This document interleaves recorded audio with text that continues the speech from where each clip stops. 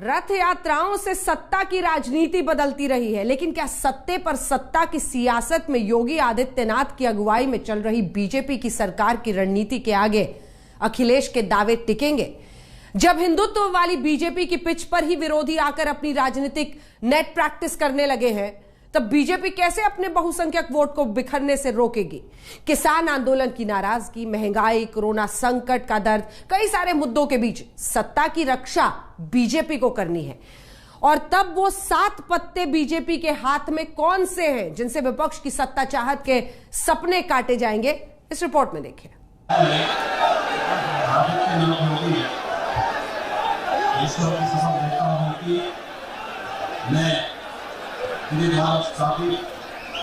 भारत के संविधान के प्रति सच्ची श्रद्धा और निष्ठा रखूंगा।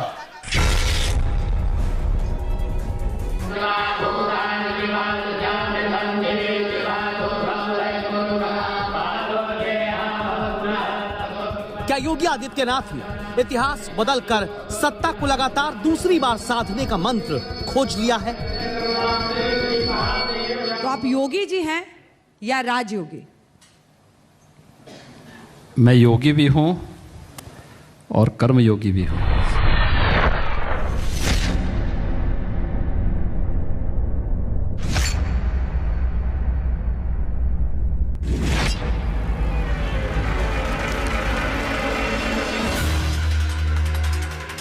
एक योगी जो खुद को कर्मयोगी कहते हैं, क्या उन्होंने उत्तर प्रदेश की राजनीति में राजयोगी बनने के लिए वोट का योग बनाने वाले ध्रुवीकरण के शब्द की खोज कर ली है? अब्बा जान कहने वाले राशन हजम कर जाते थे।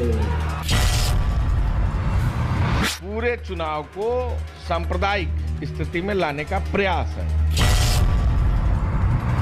पहले गरीबों की नौकरी पर अब्बा जान कहने वाले डकैती डाल देते थे। मैं आपके पिताजी को अब्बू जान कह के बुला सकता हूँ? अब्बा जान कहने वाले बहुत सारे मजनूओं को खूब सालों भी जरूर सिखा देती है। आप अब्बाजान भाईजान करते करते सत्ता पर हो चुके हो विराजमान। उनके अब्बा जान तो कहते थे कि हम परिंदा भी पर नहीं मारने देंगे। जुबान कहाँ खुल रही है, फूल कहाँ झर रहे हैं इस तरह के घटिया अशोभनीय, वो अब्बा जान। एक शब्द से उत्तर प्रदेश की राजनीति में चुनाव से 6 महीने पहले हलचल मच जाती है। शब्द अब्बा जान। ये तो वही जाने किसे कह रहा है, मगर निशाना तो मुसलमान ही है सीधा। अब्बा जान का जो लफ्ज इस्तेमाल कर रहे हैं, ये योगी जी की बौखलाहट का नतीजा है। अब्बा जान तो मुसलमान ही कहते हैं, खास करके माइनॉरिटी के लोग कहते हैं, उनको ही ये टारगेट कर रहे हैं। क्यों उत्तर प्रदेश के हर 10 में से 2 वोटर की ताकत रखने वाले मुस्लिम नागरिकों को लगने लगा कि अब्बा जान कहकर उन्हीं पर निशाना लगाया जाता है? क्या सच यही है?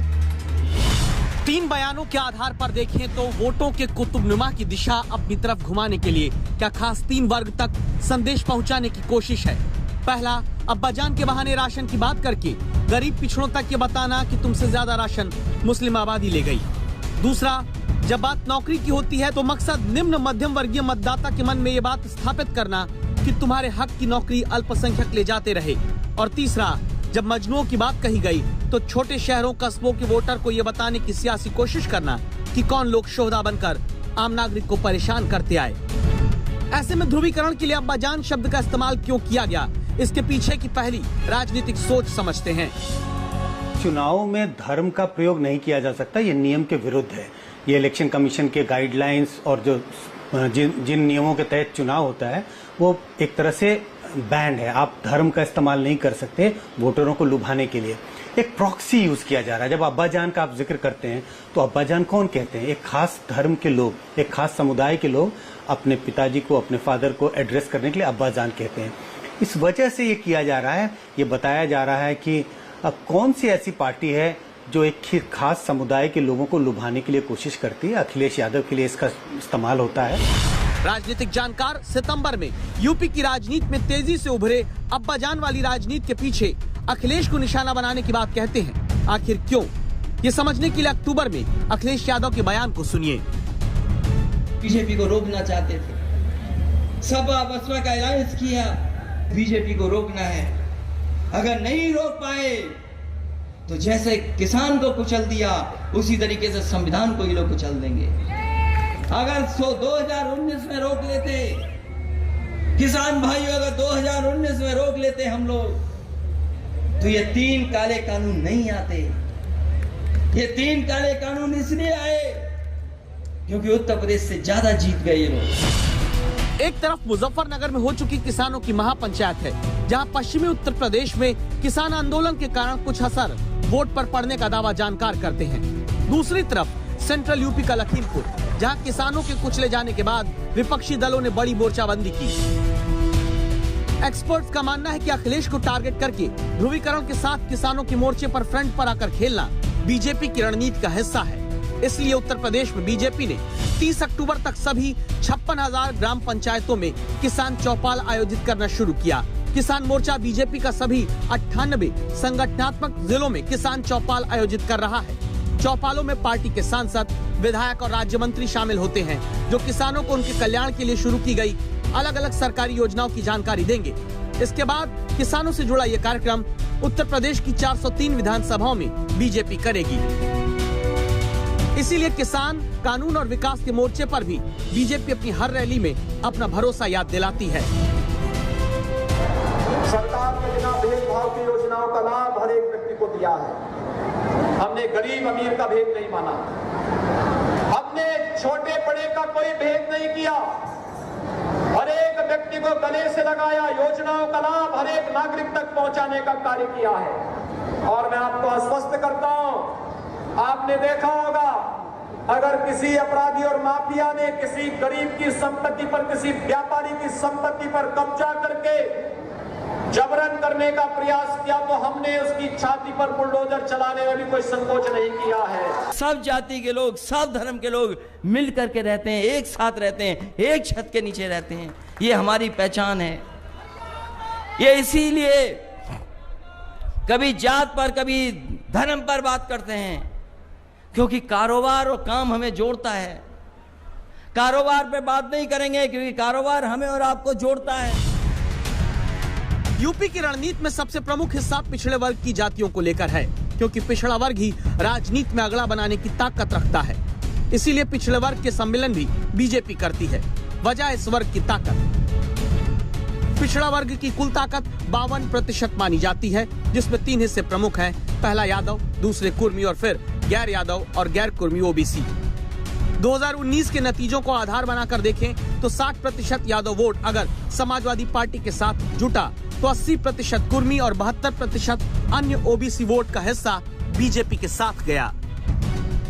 उत्तर प्रदेश में गैर यादव, पिछड़े वर्ग और सवर्ण वोट को अपने साथ साधे रखने के लिए ही बीजेपी लगातार ये याद दिलाने में जुटी हुई है कि अखिलेश यादव और मायावती के राज में कैसे कुछ लोगों का ही फायदा होता आया था। आज कोई नौजवान के जीवन के साथ खिलवाड़ नहीं कर सकता। आज नौकरी निकलती है, मेरिट के आधार पर चंदौली का नौजवान भी नौकरी पाता है। पहले नौकरी की नीलामी होती थी, यही नौकरी बिकती थी। सपा बसपा के समय में यही तांडव होता था। लेकिन आज नौकरी में कोई डकैती डालेगा तो उसको मालूम है कि अगर नीलाम करने का प्रयास करेगा तो उसके घर परिवार बिक जाएगा, लेकिन गरीब के साथ और नौजवान के साथ कोई खिलवाड़ नहीं कर पाएगा। बीजेपी की ताकत उसका बहुसंख्यक वोट है, इस बात को कोई खारिज नहीं कर सकता।